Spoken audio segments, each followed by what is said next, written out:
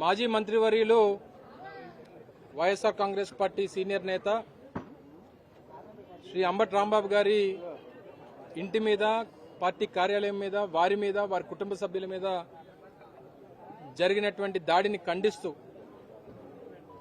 ఈరోజు విశాఖపట్నం, ఉమ్మడి విశాఖపట్నం జిల్లా నుంచి పెద్ద ఎత్తున వైఎస్ఆర్ కాంగ్రెస్ పార్టీ నేతలు, ముఖ్యంగా కాపు సామాజిక వర్గానికి సంబంధించినటువంటి పెద్దలందరూ కూడా వారి కుటుంబానికి సంఘీభావం తెలియజేయడానికి ఈరోజు అందరం కూడా రావడం జరిగింది. మొన్న జరిగినటువంటి ఘటనలో విచిత్రం ఏంటంటే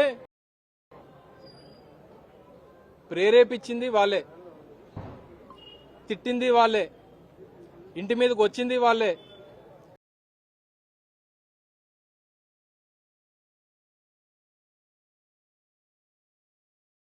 బాబు గారిని హత్య చేయాలని చెప్పి చూసింది వాళ్ళే, తిరిగి కేసు పెట్టింది కూడా వాళ్ళే.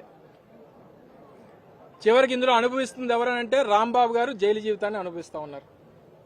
దేనికేనంటే ఈ ప్రభుత్వాన్ని ప్రశ్నించినందుకు. ఈ ప్రభుత్వాన్ని గడిచినటువంటి 20 మాసాలుగా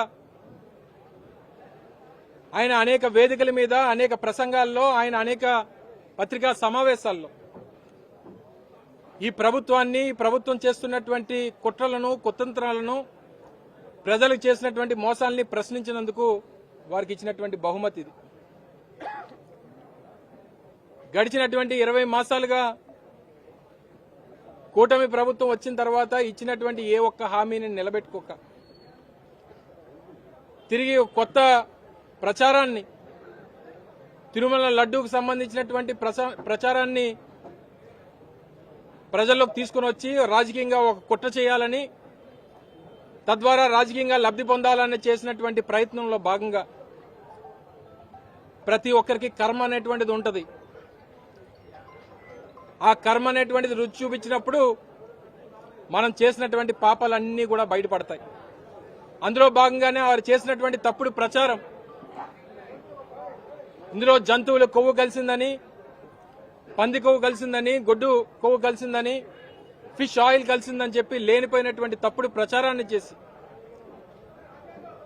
తీరా జరిగినటువంటి ఎంక్వైరీలో ఎక్కడా కూడా అటువంటి విషయాలు లేవని చెప్పి అన్ని కమిటీలు రిపోర్ట్ ఇచ్చిన తర్వాత ఎక్కడ ప్రజల నుంచి స్పందన వస్తుంది, మన మీద తిరుగుబాటు వస్తుంది అన్నటువంటి ఉద్దేశంతో ఒక ప్రచారాన్ని తీసుకుని వచ్చారు. జగన్మోహన్ రెడ్డి గారి మీద, వైఎస్ఆర్ కాంగ్రెస్ పార్టీ మీద లేనిపోయినటువంటి ప్రచారాలు చేసి, అందు మీద ఫ్లెక్సీలు వేసి, రాష్ట్రంలో అన్ని ప్రధాన కూడళ్లలో కూడా ఈ ఫ్లెక్సీల్ని ప్రదర్శించి రెచ్చగొట్టేటువంటి కార్యక్రమం చేస్తే 30వ తారీఖున రాంబాబు గారు హెచ్చరించారు, 24 గంటల్లో దాన్ని తీయకపోతే మేము తొలగించాల్సినటువంటి పరిస్థితి వస్తుందని చెప్పి. 31వ తారీఖున రాష్ట్ర వ్యాప్తంగా వైఎస్ఆర్ కాంగ్రెస్ పార్టీ ఒక కార్యక్రమానికి పిలుపునిస్తే ఆ తిరుమల తిరుపతి వెంకటేశ్వర స్వామి వారి తాలూకా ఆ సన్నిధికి వెళ్లి అందరూ కూడా అన్ని నియోజకవర్గాల్లో ఈ ప్రభుత్వానికి బుద్ధి రావాలి, వారు చేసినటువంటి పాపాలు తెలుసుకోవాలని చెప్పి ఒక పూజా కార్యక్రమాన్ని ఏర్పాటు చేశాం. వారు ఆ కార్యక్రమానికి హాజరై తిరిగి వస్తా ఉన్నారు. కర్రలు, లాఠీలు, రాడ్లు పట్టుకొని రోడ్డు మీద నిల్చుంటే వారి కాపలా కాసింది ఈ రాష్ట్రంలో ఉన్నటువంటి పోలీస్ శాఖ.